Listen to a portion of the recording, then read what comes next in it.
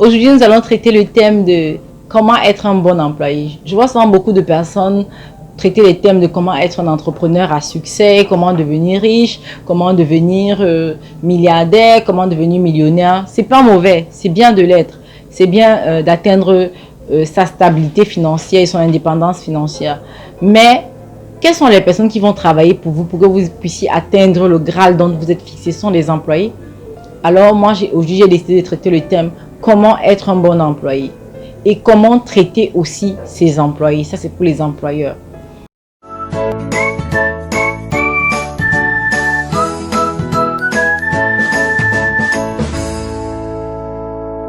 Alors pour moi, un bon employé, c'est quelqu'un qui se donne à 100% dans son travail. Déjà à la base, c'est quelqu'un qui choisit un travail, qui accepte de postuler pour un travail où il a la compétence et un travail qu'il aime. Parce qu'on voit de plus en plus des personnes accepter des boulots qu'ils n'aiment pas juste pour de l'argent, et puis après 1 an ils sont plus là, ils sont partis ailleurs, après 2 ans ils sont plus là, ils sont partis ailleurs. C'est bien beau, mais moi aujourd'hui je suis venue décrier ça. Je dis il faut travailler par amour. Il y a des personnes que tellement vous travaillez par amour que c'est de cet amour que vient tout ce qui découle autour. Aujourd'hui, je vais vous raconter l'histoire des Nigérians. Au Cameroun, le pays où nous sommes, il y a un quartier qu'on appelle le quartier Yabassi. Et là-bas, il y a beaucoup de Nigérians. Vous savez comment ils fonctionnent?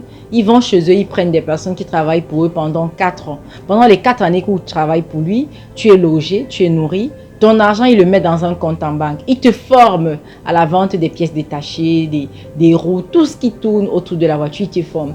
Et après 4 ans, il t'achète un local et à ton tour de commencer à vendre.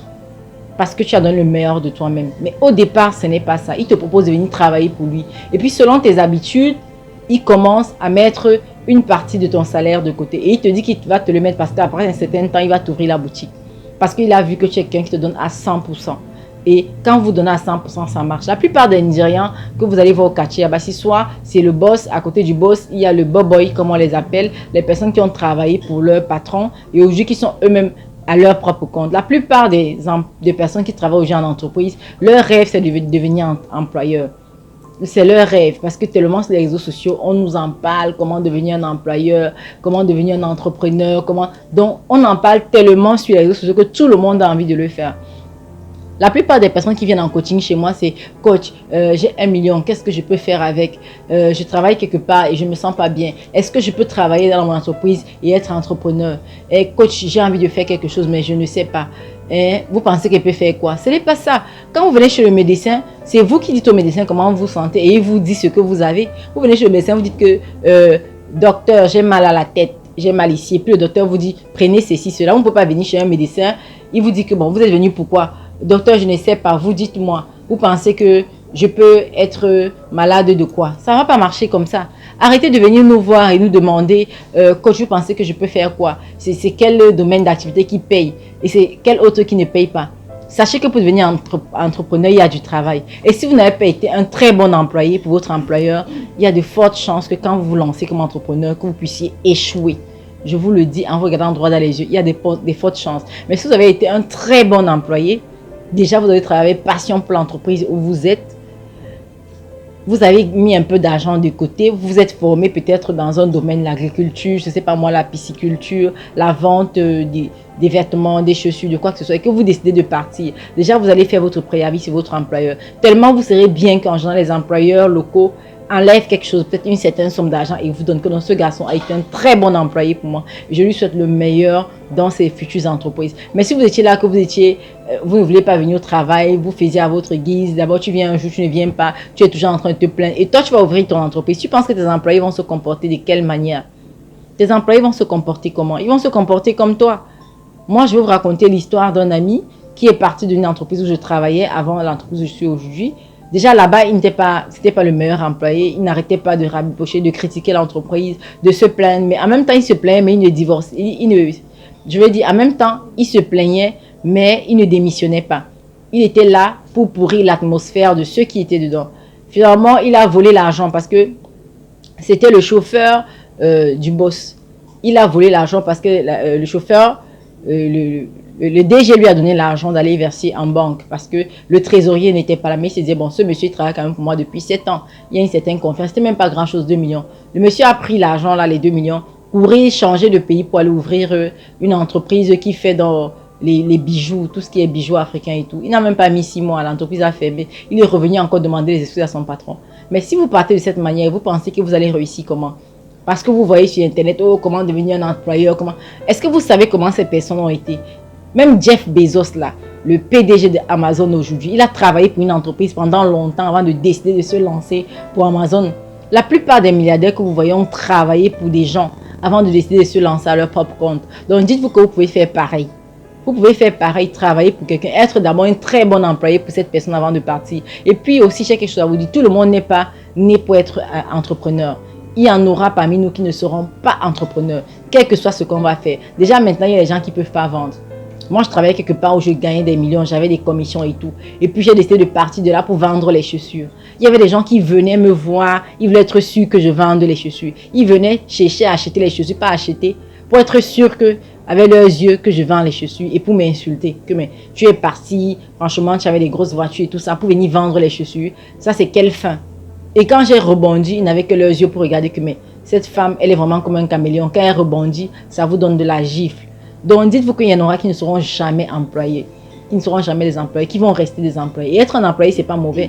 Moi, je connais des employés qui touchent 10 millions, 15 millions. Le DG de l'entreprise dans laquelle je travaillais à l'époque, il touchait 10 millions. Dans les multinationales, il y a les DG qui touchent 15 millions, 20 millions. Avec ça, rien qu'en un an, il se construit une maison. En un an, il peut se construire un immeuble. En 2 ans, il se construit un immeuble. Vous qui êtes de petits employés, vous vendez, c'est pas moi, vos bijoux, vos chaussures de 1000 francs. Vous allez vendre pendant combien d'années avant d'atteindre même 100 millions que lui peut avoir en un an? 100 millions d'épargnés, parce que s'il touche, par exemple, 15 millions, il épargne 10 millions chaque année. Ça lui fait 120 millions qu'il a épargné. Toi, tu es là, tu vends tes choses à 500 000 francs, comme les gens sur Internet, là. Oh, coiffure, oh, c'est si tu vas épargner combien d'années pour atteindre ça? Donc, être employeur, ce n'est pas mauvais. Parce que le DG de Schneider, il touche combien? Vous pensez que les PDG des multinationales, les côtes, tout ça, ils touchent combien? On peut être employeur, être très bien payé. Puis, ces gens-là, quand ils quittent là, ils ne font pas le commerce. Vous savez ce qu'ils font? Moi, je connais quelqu'un qui était déjà dans les multinationales, je vais taire le nom parce qu'il va regarder cette vidéo. Il touchait 12 millions pendant presque 12 ans. Il a 3 immeubles. En étant seulement employeur, il a 3 immeubles au pays. Il n'a jamais fait le commerce. Et quand il a arrêté de travailler parce qu'il a pris sa retraite, il y a 2 ans, il est devenu consultant.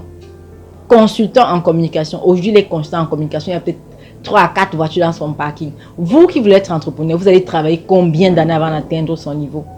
Vous voulez être employé, vous voulez vendre ceci. Quand tu penses comprendre, vous allez travailler combien d'années avant de construire 30 immeubles sans stress? Parce que lui, il dormait, la rente tombait à la fin du mois. La rente tombait. Une fois qu'il a fini de travailler, d'autres gens lui ont proposé de travailler. Il a dit non, je suis déjà quand même assez vieux. J'ai 57 ans maintenant. Moi, je préfère faire des consultations. Il a ouvert un petit cabinet en consultation. Vous arrivez là que peut-être quelques chaises. Hein. Mais ce sont les multinationales qui consultent. Quand il veut faire une consultation, c'est pour Rio Tinto. Quand il veut faire une consultation, c'est pour les grosses multinationales. Pourtant, il a été employé pendant 27 ans de sa vie. Donc, il y a des gens qui vont passer par là. Il y en a d'autres même que quand ils vont travailler pendant longtemps, comme ça, ils auront leurs immeubles et tout. Ils vont préférer même garder la retraite, rester à la retraite pour faire les voyages, pour faire ceci, pour se reposer. C'est pas tout le monde. Tout ce que vous faites dans la vie, faites-le bien. Martin Luther King disait ceci, si vous êtes un balayeur de rue, faites-le si bien que même quand les gens s'arrêtent, on dit que ce monsieur, il fait très bien son travail. Tout ce que vous faites dans la vie, faites-le bien. Mais nous, les jeunes d'aujourd'hui, on veut seulement le raccourci. On veut la fin sans le début. On ne veut pas travailler, mais on veut le résultat du travail. Comment voulez-vous, je ne sais pas, sucer les oranges si vous n'avez pas planté un oranger? Vous voulez sucer les oranges comment? Vous voulez la banane sans avoir planté un bananier? Ce n'est pas possible. Il y a les étapes pour sucer l'orange. Il y a les étapes et ça prend un certain temps. Un oranger, le temps que l'oranger prend pour sortir des fruits, ce n'est pas le même temps que le bananier prend. Pour sortir les fruits, un bananier, c'est peut-être 1 an. Je pense qu'un oranger, ce sont des années. Donc, sachez que vous n'aurez pas le même temps que les autres. Et être un employé, ce n'est pas mauvais en soi. Ce n'est pas mauvais. Alors, nous sommes arrivés au terme de notre vidéo. J'espère qu'elle t'a plu. Et si c'est le cas, je te prie de partager à ton entourage, à tes proches. Et puis, comme je dis souvent, ce ne sont pas seulement les plus intelligents qui réussissent, mais les plus audacieux. Tenez bon et n'abandonnez jamais. 2021, année de succès, de réussite pour tout le monde. Bye bye.